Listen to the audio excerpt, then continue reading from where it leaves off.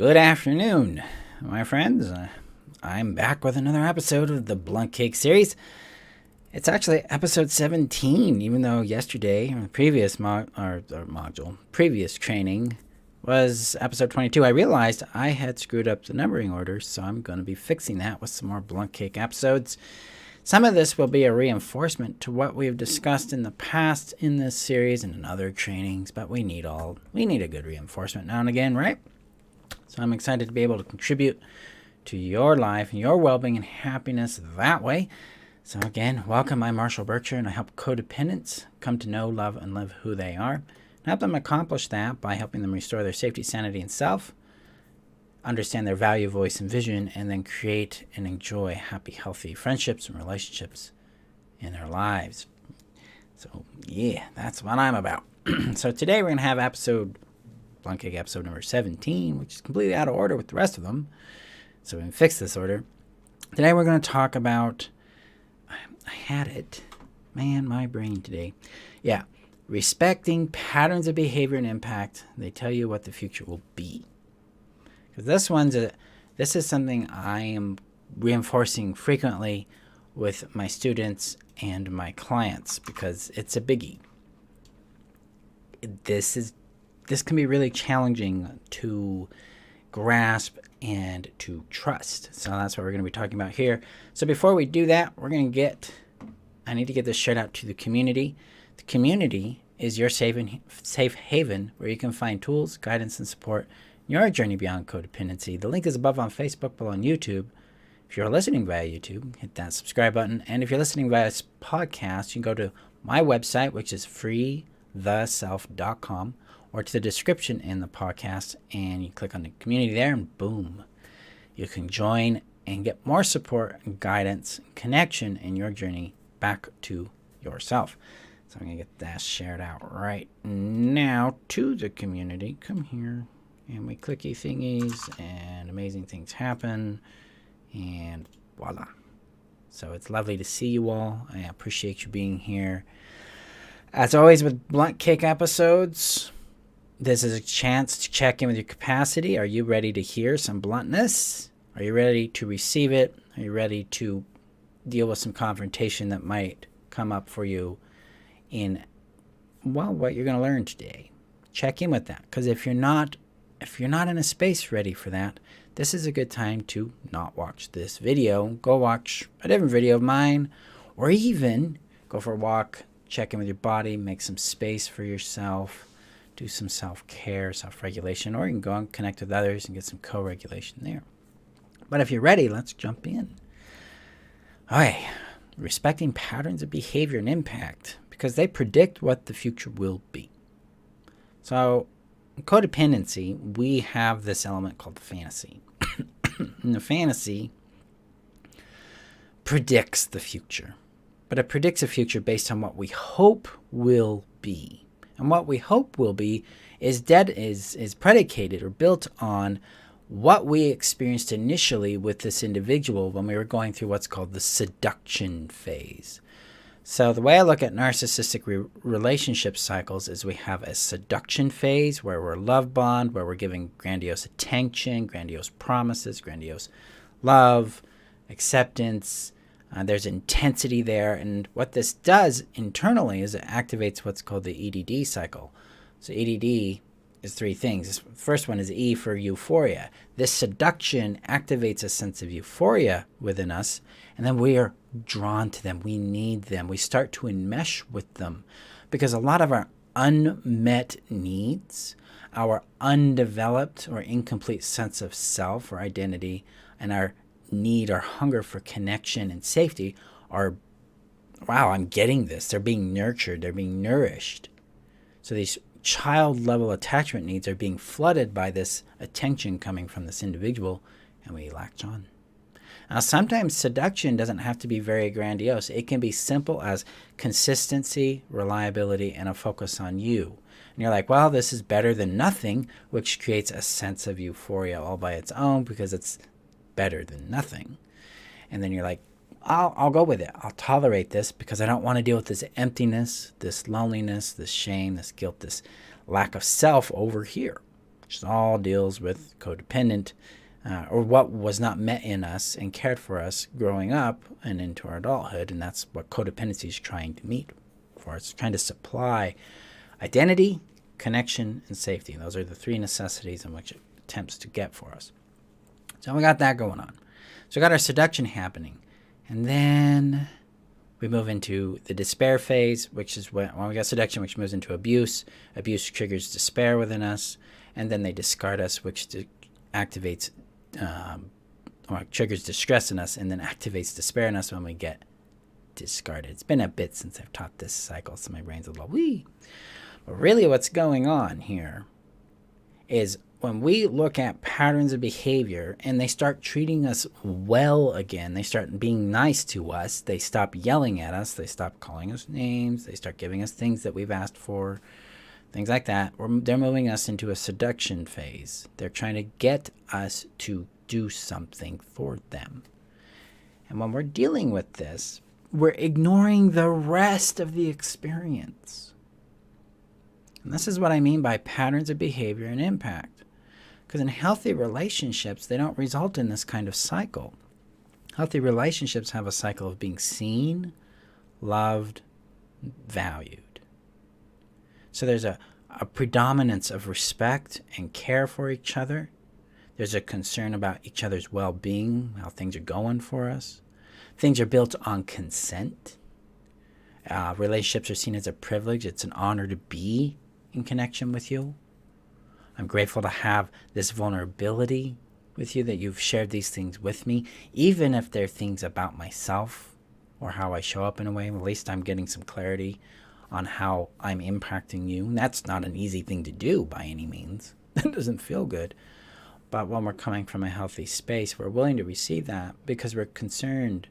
We care about our impact on other people. We care about the impact on this particular person in this relationship. But in seduction, abuse, discard, it's really oriented around what regulates our sense of value, our sense of identity, connection, and safety, and what regulates this into other individual so that they'll stop doing the things that make it unsafe to be ourselves and have connection. So that's what's going on right there. When we look at a relationship holistically, we need to understand what that pattern behavior impact is. Because again, in that healthy relationship, the pattern is being seen, loved, and valued, not being seduced, abused, and discarded. That's pattern of behavior and impact. And then we start getting results out of this. Results are like, well, what's it costing me emotionally? What's it costing me in my health, in my wealth, my mental sanity, my sense of well-being and happiness? Relationships should be adding to those things, not taking them away. Relationships that take from these things are not healthy for you. This is the blunt cake. It doesn't matter what they did in the seduction phase. It matters what happens after that. The abuse matters. The discard matters. Your sense of distress and despair matter because they are defining the reality of this relationship. Because these two things do not exist in healthy relationships. Yeah, we might have some distress in a healthy relationship, but often that is either trauma talking or we're moving into a state of deeper vulnerability that we need to learn how to regulate. And that has to deal with how we care for our attachment needs and our attachment system.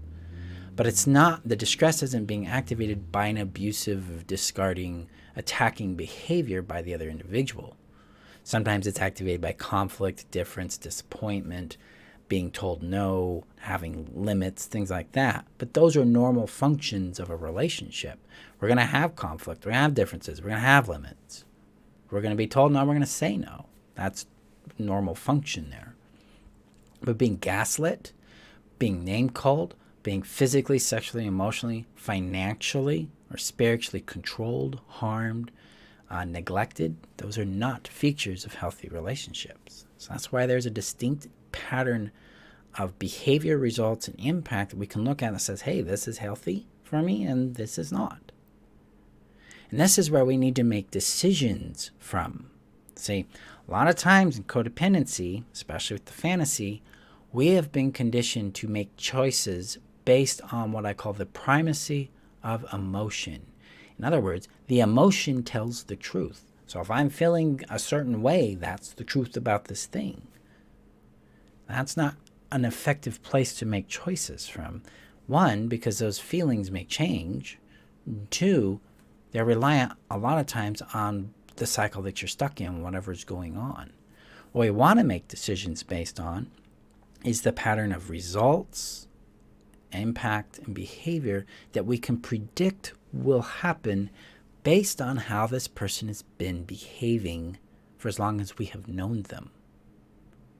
So if I've known someone for 2 days and they've been behaving really nicely, then I can make a prediction that they might continue to behave nicely at this particular level of engagement. But if I'm just getting to know them, I need a lot more experience with them in a lot of mundane, normal situations. I need to know how they show up when I have a bad day, when I don't have capacity, when I say no. I need to know how they show up when they say no, when they don't have capacity, when they've had a bad day, when they're frustrated.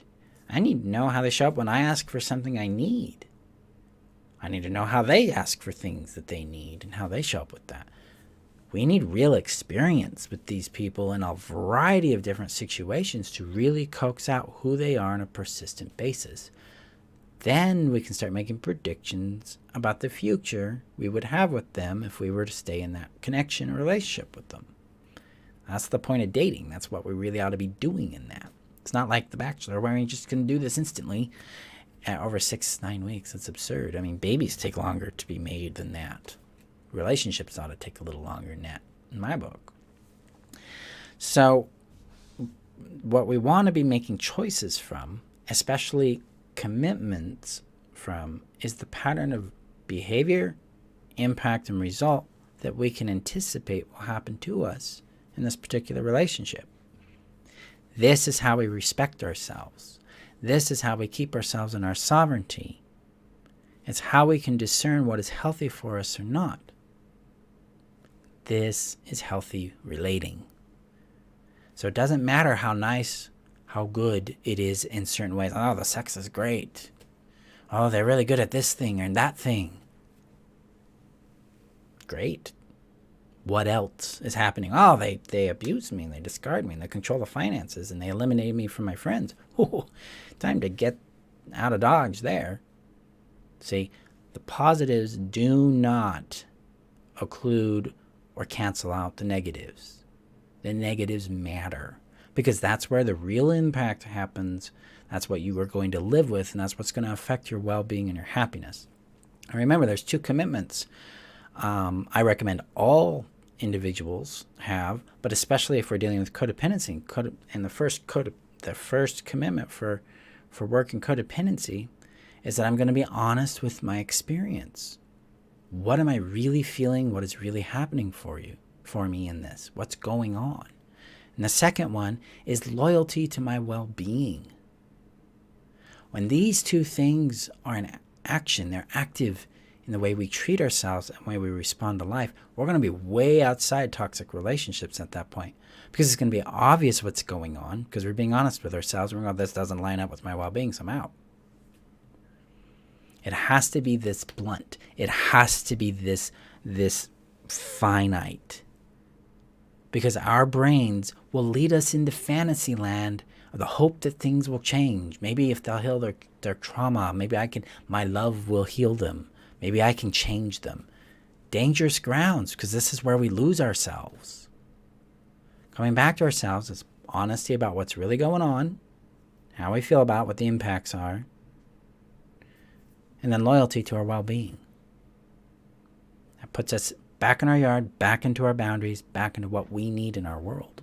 So we can be healthy, we can grow in our own prosperity, we can have some peace, safety in our lives, because we deserve that.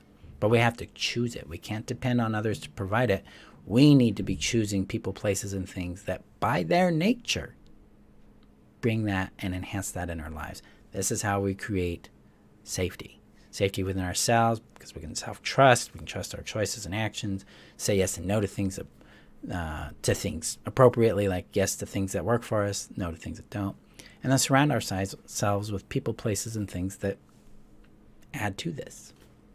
So that's today's blunt cake, guys. It can be really blunt, but it's an important, critical part of sobriety. In the Heal Yourself strategy, I spend most of the entire course is building sobriety, getting really connected with reality so that you can exit. It's 22 weeks long. The thing is 22 modules long, and that's all we're working on is restoring safety, back to that sanity, your sovereignty, so you can be safe again. And it's all predicated on this, hey, what's really happening? What's its impact? Does this align with my well-being and happiness?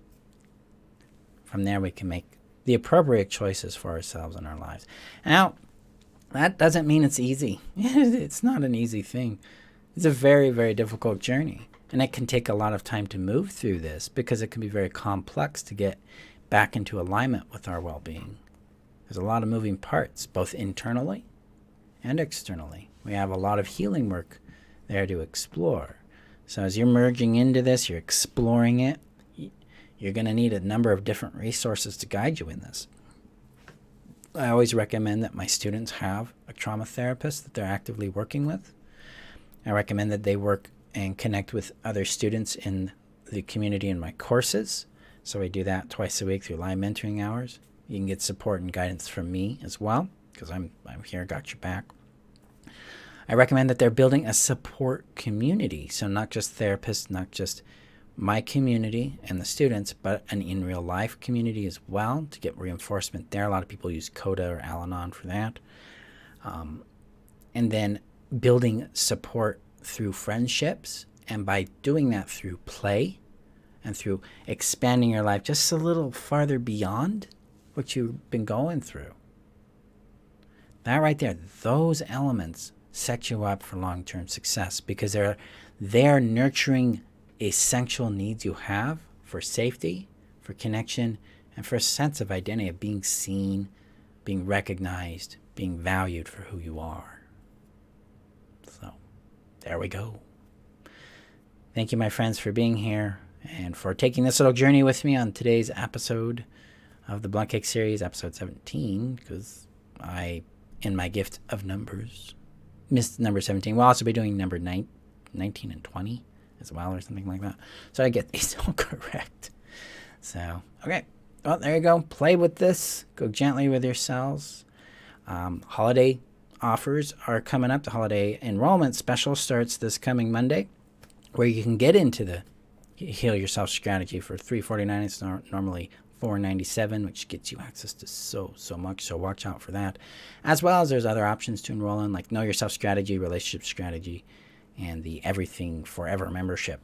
All the enrollment opens then. It closes on the 30th of November, and then the next enrollment period will be